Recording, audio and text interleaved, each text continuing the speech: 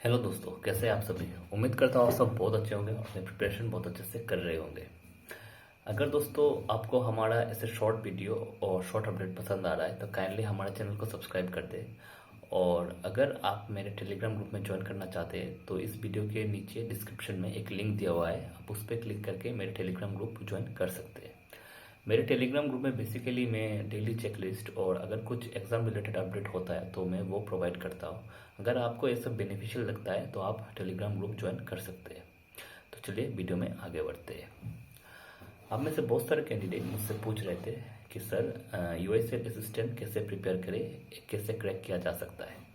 आप सभी को पता है यूएसएल असिस्टेंट में जो टोटल मार्क्स है वो 250 है और टोटल आपका 200 क्वेश्चन यानी 200 क्वेश्चन रहता है।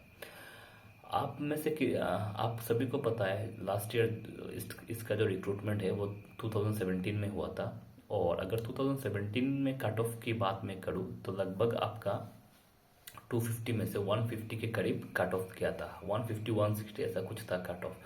मुझे हर स्टेट का याद नहीं है, मैं आपको एक 150 से 170 शायद ऐसा कुछ रेंज था। 70 नहीं गया, 160 तक शायद एक रेंज था, इतना तक कट ऑफ गया है।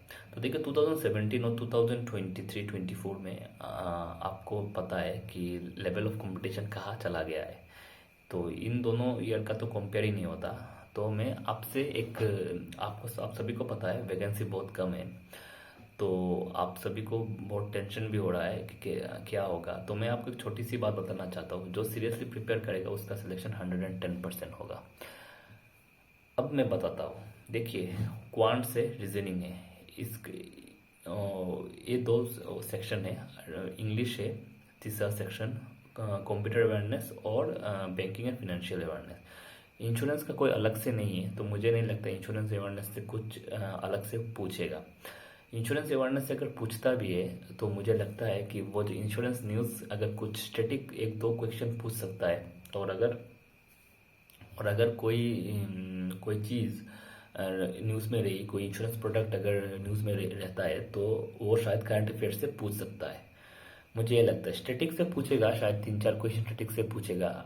आप इसके लिए प्रिपेयर रहे कि स्टैटिक से पूछेगा तीन तीन चार क्वेश्चन। तो मैं एक काम करता हूँ, मैं स्ट्रेटेजी आपको बताता हूँ। पहले तो बताता हूँ कि लेवल ऑफ एग्ज़ाम आपका इसका क्या रहेगा। लेवल ऑफ एग्ज़ाम के बात अगर करूँ तो आरआरबी क्लर्क लेवल जो भी है वही लेवल फॉलो करेगा आरआरबी क्लर्क का।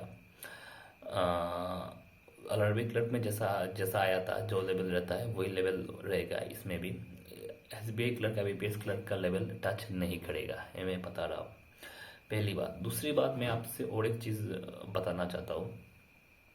टर्निंग पॉइंट क्या होगा आपको पता है। टर्निंग पॉइंट होगा English, current affairs, computer awareness. ये तीन सेक्शन आपके लिए बहुत ही टर्निंग पॉइंट साबित होने वाले हैं। आप अभी से इंग्लिश के लिए अच्छे से प्रिपेयर कीजिए। और ये ऐसा ऐसा नहीं है कि ये अलग अलग सेक्शन में वेटेज सबका सबका इक्वल है, ठीक है। इसलिए कंपटीशन अगर आप ठीक स्ट्रेटेजी से अगर आप प्रिपेयर करते हो, अगर आप स्ट्रेटेजी से एग्ज़ाम देते हो तो ये एग्ज़ाम 110% निकलेगा आपका। इसमें हार्ड वर्क से ज़्यादा माइंड वर्क की ज़्यादा ज़रूरत है। तो पहले मैं बात करता हूँ इंग्लिश का। इंग्लिश आप अच्छे से प्रिपेयर कीजिए। आप ऐसा कोई मैंडेटरी नहीं है आपको न्यूज़पेपर एडिटोरियल पे ही पढ़ना है। आपके जिस टॉपिक में इंटरेस्ट लग रहा है, जैसे कि स्पोर्ट्स मैगजीन जो भी होता है, आप वो भी रीड कर सकते हैं। जो भी चीज़, जो भी पोर्शन है, आपको सिर्फ सिंपल इंग्लिश रीड करना है। इंग्लिश इतना टफ लेवल में नहीं पूछता है, रीड करना है। अगर आपको पॉसिबल लगता है तो आप आरसी सॉल्व कीजिए। आरसी का क्विज लगाए, जो बहुत सारे वेबसाइट पे अवेलेबल भी है। छोटा छोटा आरसी का क्विज लगाए। लगाने के बाद ये आपको इंग्लिश इंप्रूव करने में बहुत मदद करेगा। अपना वोकैब जितना हो सके अपना वोकैब को स्ट्रॉन्ग रखें। वोकैब बहुत ही इम्पोर्टेंट है, ये सब कीजिए। और रीडिंग हैबिट्स तो आप कर ही रहे हैं, ग्रामर रूल्स आपको पढ़ने की ज़रूरत नहीं है। और कुछ क्वेश्चंस आप डेली प्रैक्टिस कीजिए। यूट्यूब में बहुत सारे वीडियो है प्रैक्टिस क्वेश्चन इंग्लिश के। अब किसी भी एक वीडियो से आप ऐसे एरो डिटेक्शन ये सब प्रैक्टिस कीजिए। इंग्लिश में इससे ज़्यादा आपको कुछ नहीं चाहिए, ठीक है। ये सबसे पहला पहला चीज़। और एक चीज़ आपको याद रखना है कि जो भी हो एक दिन में मिस नहीं देना है। ये जो प्रिपरेशन है एक एक डॉक्टर के कोर्स की तरह है। आप अगर मिस एक भी दिन मिस देते हैं तो आपको ये याद रहना चाहिए कि आप 10 दिन पीछे चले जाओगे अगर आप एक दिन मिस देते हैं। तो आपको जितने दिन तक आपका एग्ज़ाम नहीं हो जाता, आप इंग्लिश के लिए ये स्ट्रेटेजी आप ज़रूर फॉलो करके देखिए, आपको बेनिफिट मिलेगा ही मिलेगा। ये गया इंग्लिश का बात। उसके बाद मैं आता हूँ करंट अफेयर्स में। करंट अफेयर्स में आपको क्या करना है, करंट अफेयर्स डेली का डेली आपको पढ़ना है। उसके बाद वीकली में स्मार्ट किला अच्छा है, आप स्मार्ट किला से मॉक टेस्ट जो है उसका वो अच्छा है। अब वहाँ से वीकली बेसिस पे आप रिविजन कर सकते हो। आप डेली बेसिस पे किसी भी एजुकेटर से पढ़ रहे हो तो आप डेली बेसिस पे नोट कर रहे हो, मैं श्योर हूँ आप नोट कर रहे हो, आप नोट कीजिएगा, ठीक है। आप डेली बेसिस पे नोट कीजिएगा और करने के बाद वो डेली बेसिस पे आप अच्छी तरह से वो सीख के जाइए, ठीक है। सीखने के बाद आप किसी भी स्टडी स्मार्ट किला से आप वो जो है वो पीडीएफ आप डाउनलोड करके, वो वीकली जो पीडीएफ आता है उनका वो डाउनलोड करके आप उसके रिगार्डिंग रिवीजन दे सकते हैं। वो फिर से एक बार आप पढ़ सकते हैं। पढ़ने के बाद क्या होगा, आपका जो करंट अफेयर्स है वो रिवीजन देना बहुत ज़्यादा इंपॉर्टेंट है। रिवीजन भी आप टाइम टू टाइम देना चाहिए। उससे क्या होगा, आपका जो पूरा वीक का जो रिवीजन है वो भी हो जाएगा और अगर कोई पॉइंट कहीं पे भी छूट रहा है तो आप वो भी कवर कर लोगे। तो पहले वो 7 दिन में, उसके बाद वीकली बेसिस पे देना है और जब मंथ ख़त्म हो जाए तो पूरा मंथ के एक साथ पीडीएफ डाउनलोड करके आप वो भी अच्छी तरह से करना है, ठीक है। जो भी आप कन्वीनियंट वे लगे आप इसी तरह से आपको करना है। तो करंट अफेयर्स इससे ज़्यादा नहीं चाहिए। करंट अफेयर्स लोग पूछ रहे थे कितने महीने का कवर करना चाहिए। देखिए, पहले आप 3 महीने बहुत अच्छे से कीजिए, उसके बाद +1 करते जाइए, ठीक है। आपका टारगेट 6 महीने का रखना है सेफ के लिए। 3 महीने बहुत अच्छे से करना है।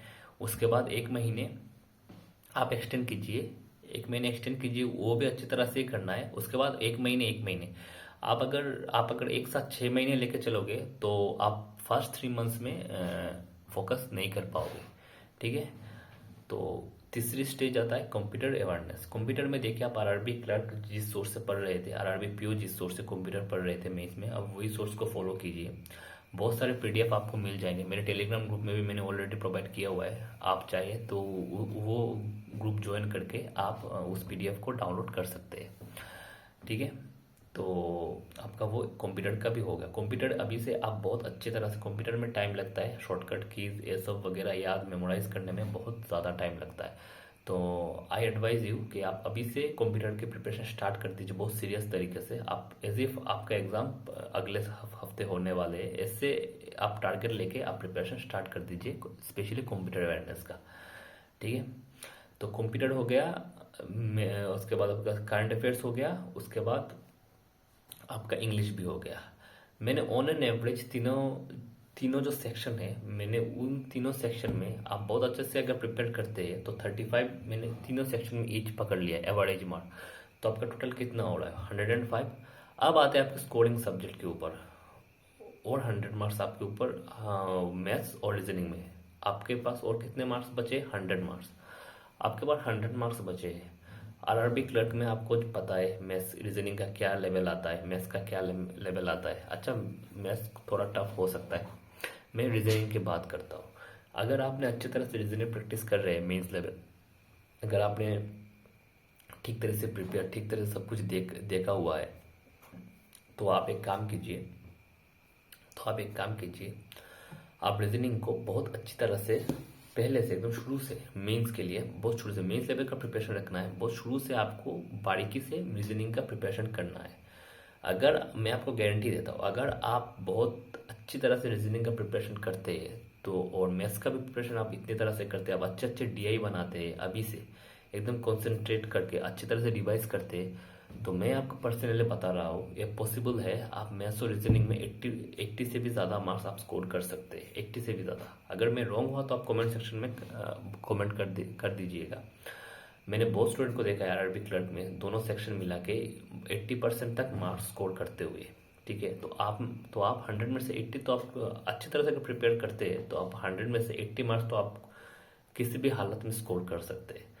तो मैं 80 पकड़ता हूँ, तो 105 आपका इन 3 सेक्शन से हो गया, और 80 आपका मैथ्स और रीजनिंग से हो गया। तो आपका टोटल कितना हो गया 185।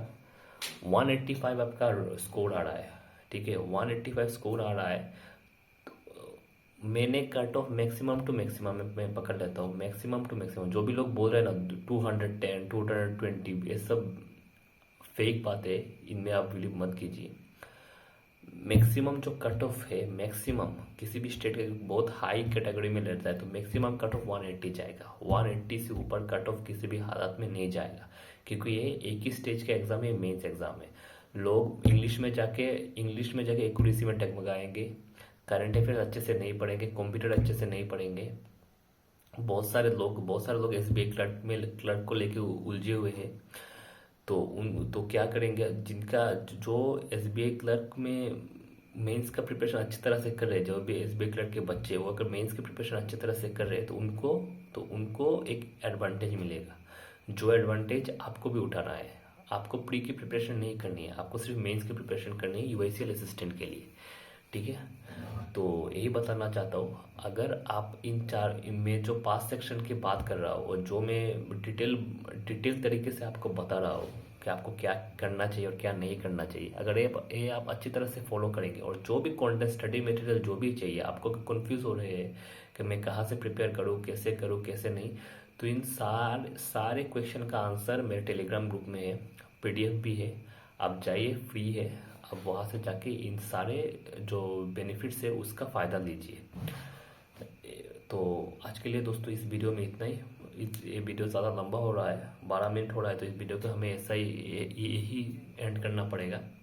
अगर दोस्तों आपको हमारा ऐसे शॉर्ट वीडियो और शॉर्ट अपडेट पसंद आ रहे हैं तो काइंडली हमारे चैनल को सब्सक्राइब कर दें, क्योंकि फ्यूचर में भी हम आपके लिए ऐसे शॉर्ट वीडियो और शॉर्ट अपडेट बनाते रहेंगे। Thank you.